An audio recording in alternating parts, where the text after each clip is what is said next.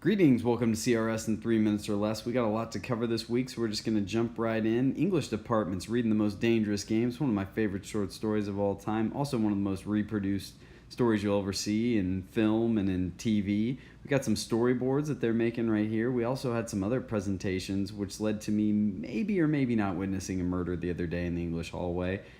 All I know is there's some rather suspicious behavior that followed and just, really just unusual things. And then I saw this on the other side of the building. Not sure if it's related or not, but that might be, I don't know. I don't know what that is. At least it's not in shock, and maybe it's connected to a project like these. These are also connected to an English 1 project on symbolism, and that's some great work right there. Speaking of projects and great work, we got some shots here of the science labs where kids were working hard on some pan balances, and here looking into some microscopes at pond water. And I'm not sure exactly what's happening inside that pond water, but this is how I like to see it playing out personally.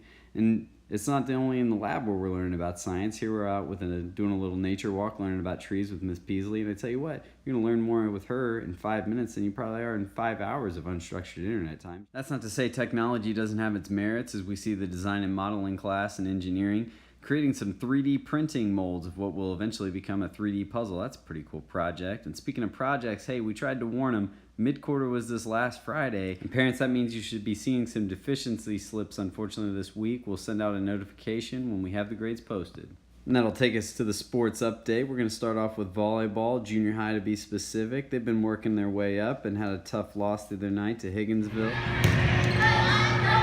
They're getting better and getting close to a victory, which is great, and the varsity girls are hopefully too, and they won 3 in a row this last week.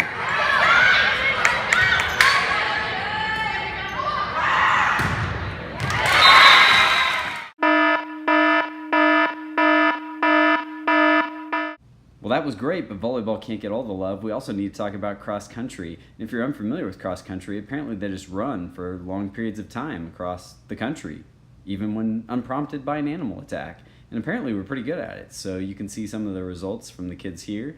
And that'll take us into football as well. We had another tough loss the other night at Holden.